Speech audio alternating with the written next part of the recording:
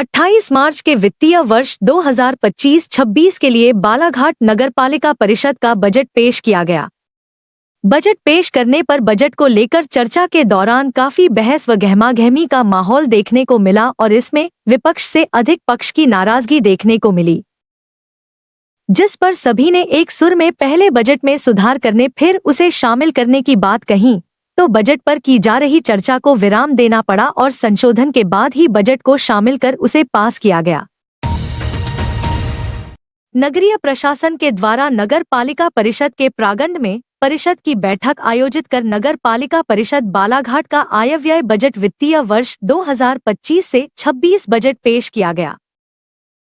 Budget में अनुमानित आय नगर पालिका की 3,62,04,849 रुपए और अनुमानित व्यय 3,12,04,78,170 रुपए और अनुमानित बचत 45,50,679 रुपए बताई गई है।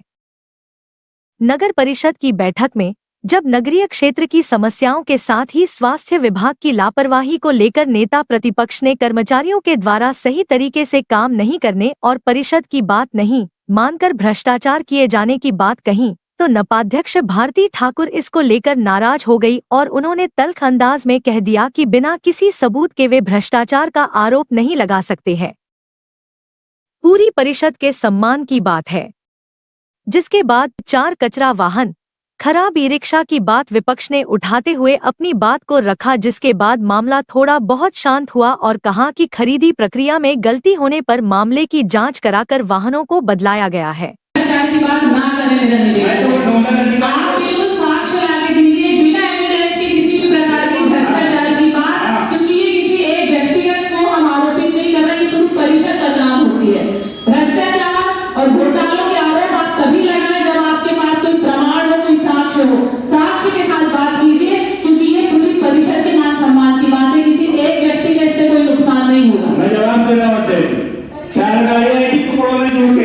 गलती थी आपके नोडल अधिकारी की, हमने उस पर क्या कार्रवाई की है? कचरा वाहन रिक्शा वाहन आए थे अभी, उस पे क्यों वापस करा लिए गए आपत्ति के बाद में, फिर दोबारा आवंटित किए गए, उस क्या कार्रवाई की आपने?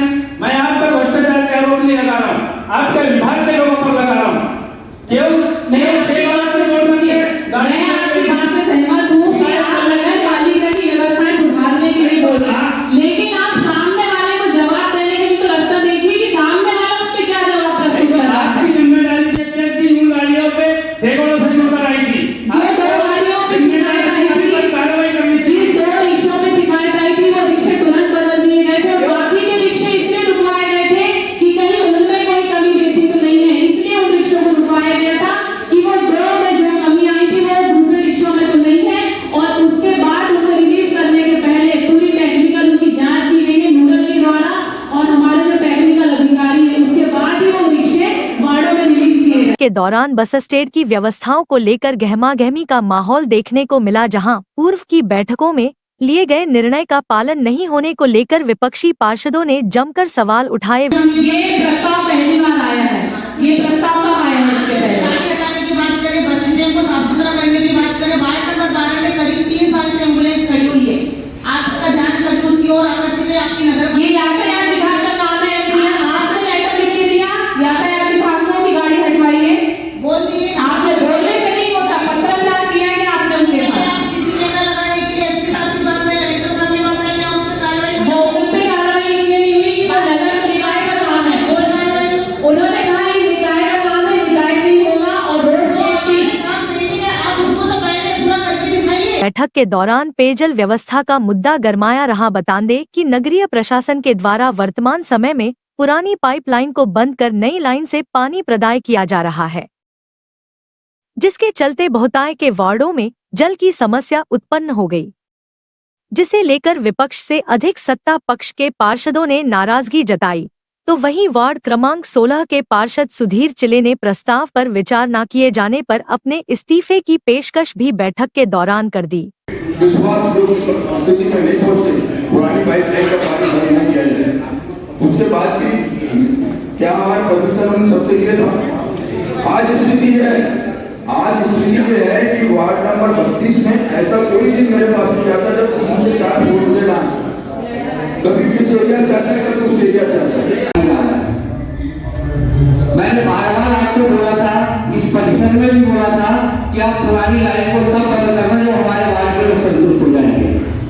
और मेरे ख्याल से आपके पास में फूलचंद लाठी जी आए थे, आपने क्या बोला ये मेरे को उन्हें बताया नहीं है, वो बहुत नाराज थे होगी।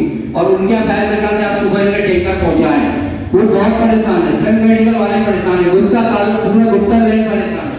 हमने आपको बार बार बोला था कि इस लाइन को मत चढ़ाइए, आप पुरानी लाइन को, फिर भी आपने करा दी।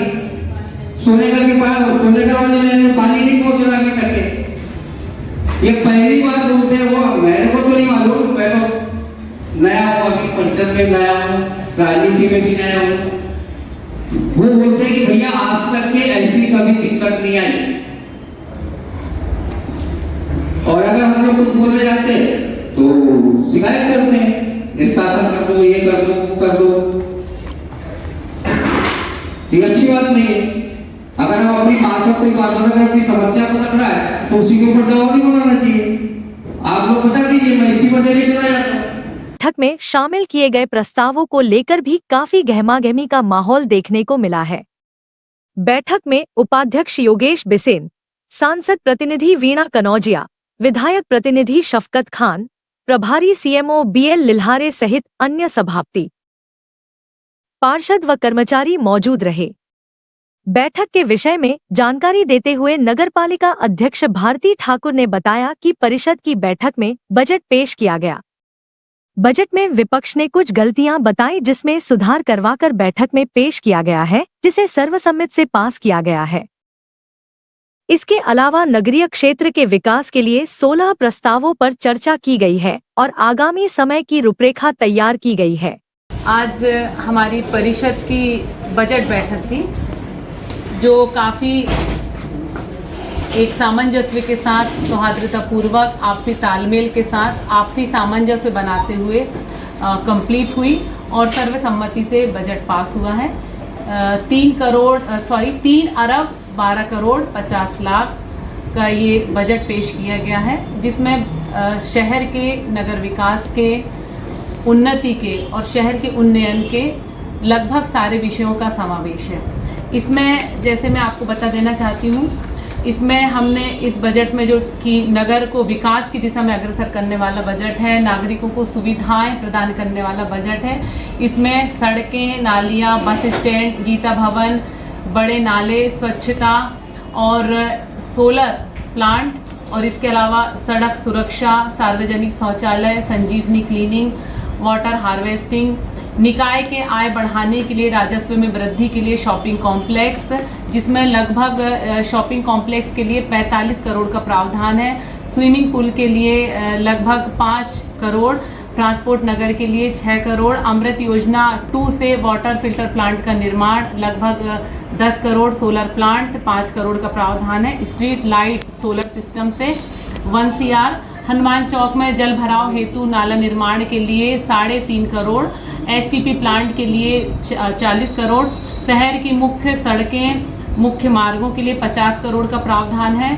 इसमें मुख्य रूप से हमने जिन मार्गों को लिया है वो है अंबेडकर चौक से हनुमान चौक तक, गर्रा से काली पुतली तक, रानी अवंतीबाई से फिल्टर प्लांट AHP साइड तक और बाईपास रोड हमारी जो है सरेखा बाईपास के लिए जो जाती है बैहर रोड से होते हुए, और इसके DPR भी हमारे लगभग तैयार हो गए हैं। और इसमें रिडेंसिफिकेशन से भी हमने पैसे की मांग की है। स्वच्छता के लिए 5 करोड़ का इसमें प्रावधान किया गया है। खेलों को प्रोत्साहन देने के लिए, उद्यानों के सौंदर्यीकरण के लिए, उद्यानों के रखरखाव के लिए, नदी जल संरक्षण के लिए 20 लाख और सड़कों के सुधार कार्य के लिए 5 करोड़ और खुली नालियों के लिए 3 करोड़ और प्याऊ वाटर कूलर के लिए 6 लाख रुपए का इसमें प्रस्ताव पारित किया गया है। सर्वसम्मति से हमारा बजट पास हुआ है। इसके अलावा मैं आपको बता देना चाहती हूँ कि ये तो खैर चहुमुखी विकास के लिए हमारे शहर और हमारे नागरिकों के ये बजट सर्व सुविधा युक्त है। इसके अलावा 16 अन्य विषयों पर भी चर्चा की गई, जो 16 अलग से प्रस्ताव रखे गए थे